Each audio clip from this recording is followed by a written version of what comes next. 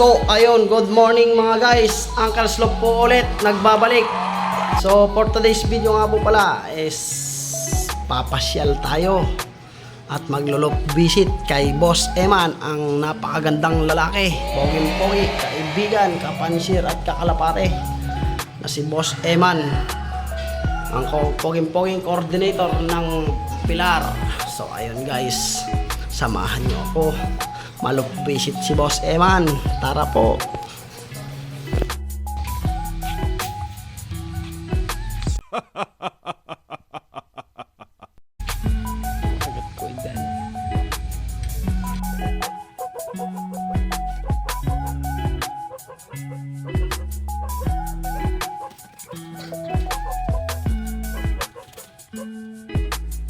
At ayun na nga mga idol, pinakita na tayo ng ating poging-poging coordinator ng kanyang mga nakailit na warrior. Mga pang-south po yan mga idol. Ready na nga po ang kanyang mga ibon dahil pakaganda po ng katawan at ang iginis na. So nagtatanong lang po kami dyan kung ano pa ang sikreto ng mga gwapong-gwapo at matitipulong mga katawan nito.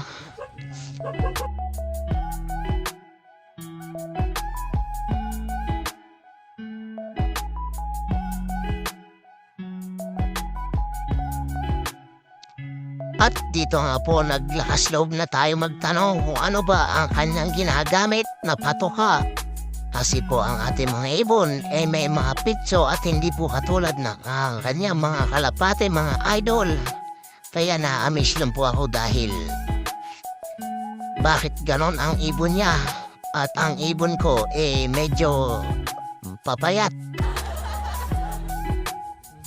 At ang mga linyada po pala ng mga kanyang pinanlalaro ay galing pa ng ibang bansa mga idol. Bigatin po pala tong ating kaibigang pansir na to at ating coordinator na magandang lalaki na to. Dahil doon pa lang pala sa ibang bansa nagcha-champion na po ito. Woo! At yung pagka-champion po na yun dinala niya pa rin hanggang Pilipinas, hanggang dito po sa atin. Ngayon ko lang po narinig na ganun po pala ang history ni Boss Eman. Napakagaling, shoutout po sa iyo Boss M, baka naman po. At kung makikita niyo po, napakaganda po ng pwesto ng kanyang lop mga idol. Gitnang bukid po, tanaw na tanaw po lahat ng mga dumadaan at lahat ng parating na ibon niya. Kaya kayo mga idol, sa bukid na tayo maglop. Binigyan natin sa bahay. Oo ha, Borga.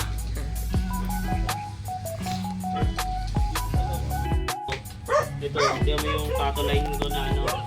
Yung dikit yung paa. Ayun, dikit. Parang ano nang bibi yung paa. Ayun. Oo. Galing mo. Magugulang. Kasi mga gamit niya, boss eh. Kaso ano sa babae na payat. Bukay ko na nung araw. Yan. Ito, tingin ko bukay yun, 2,000.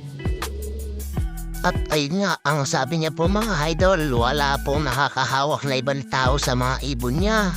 Ay at napakaswerte po natin. Tayo po ang pinahawak ng kanyang mga alagad. Dahil maselan po pala talaga ito mag-breed si Boss M. Kaya ganun pala kakikinis ang kanyang mga kalapate. Shoutout sa iyo Boss M ulit. At so ayun mga idol, pinakita na po niya ang mga bigating breeder niya mga idol. So mapapawaw ka talaga sa gaganda at sa mga linyadang hawak niya. Grabe pala talaga to si Boss Eman mga idol. Wow!